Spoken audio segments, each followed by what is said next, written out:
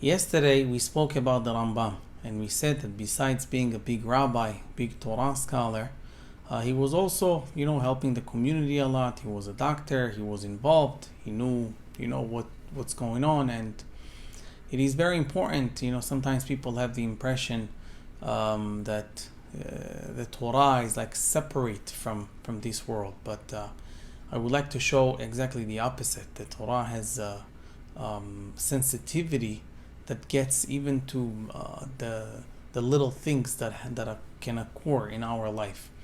And I came across studying this Gemara on Yoma, page 84, Amud Bet. It brings like a few cases right around there, that area, when a person is allowed to break Shabbat. Now, when we're talking about breaking Shabbat, Shabbat is obviously very precious to Hashem. As it speaks, it says in the Torah, it says 12 times. Hashem tells you, keep my Shabbat, it's important to me. 12 times. Imagine that Hashem has to say it so many times. It's for us to understand and realize how important it is for Hashem that we will keep Shabbat. Anyhow, Shabbat is really keeping us, but we are keeping Shabbat.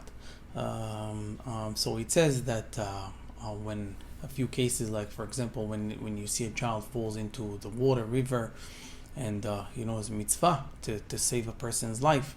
So don't think twice, even though you have to break Shabbat, do it. And it brings a few more cases.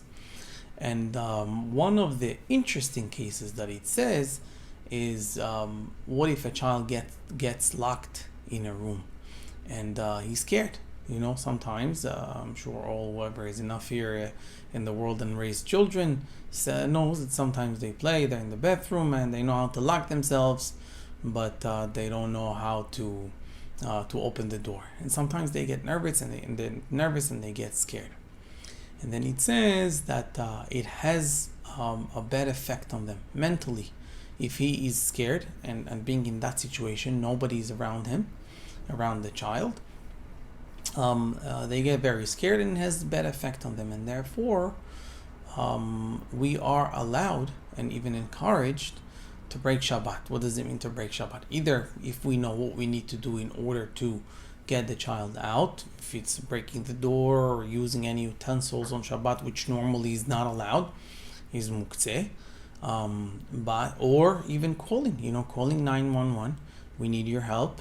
We can't do it on our own. And using the phone on Shabbat, that's not only that's okay, it's encouraged. And again, each situation, a person is especially a parent has the ability, has the wisdom to understand at what stage his child is. And I'm just bringing a scenario. If it's another 10 minutes before Shabbat ends, and you can sing songs to a 7-year-old, probably you could get by, or tell him something funny or something like that. So of course we're not running to just break Shabbat, just to break it. But in most cases, Hakamim tell us that this is sensitivity. It's his mental health, the child's mental health, and therefore we need to do what we need to do.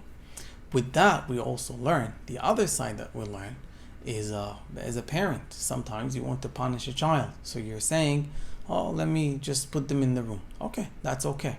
But are you closing the door? More than that, are you locking the door on a child and leaving them by themselves and scared?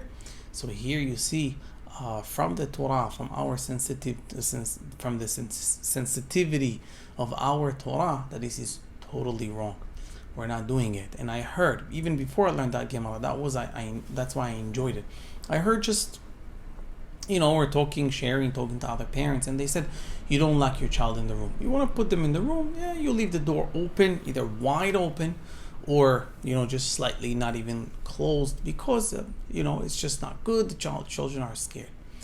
And again, to me, to see this thing in the Torah, that is like, giving it the best approval in the world, that this kind of idea of to refrain from doing so is the right thing.